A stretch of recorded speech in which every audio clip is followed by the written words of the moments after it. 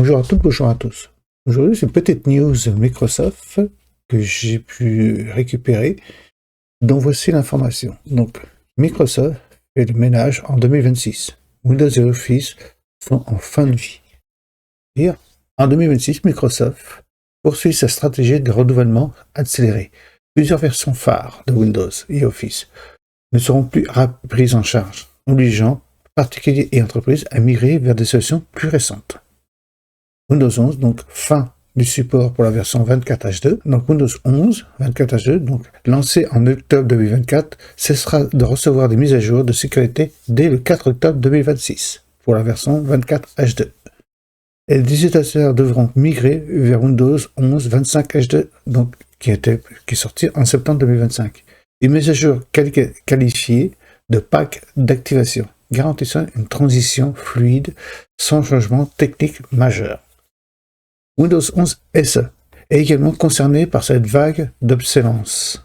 Les éditions d'entreprise et d'éducation de Windows 11 23 H2 bénéficient d'une sursis jusqu'en novembre 2026. Office, donc rupture nette avec la version 2021 pour Office. Donc Office 2021 tirera sa révérence le 13 octobre 2026, après 5 années de service. Aucune mise à jour gratuite vers le Office 2024. Les deux suites sont vendues séparément.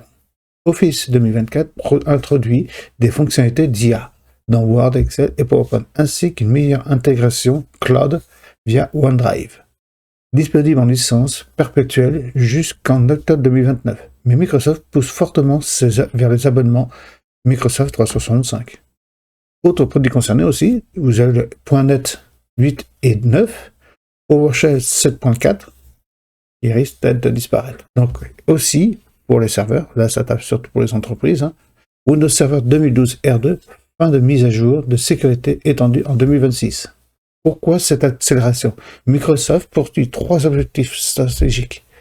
Sécuriser et réduire la surface d'attaque en limitant le nombre de versions actives. Innovation importante, l'adoption d'une nouvelle fonctionnalité, notamment l'IA. Business model. Favoriser les revenus récurrents via Microsoft 365 plutôt que les licences perpétuelles. Impact pour les utilisateurs. Les particuliers devront anticiper la migration pour éviter les failles de sécurité.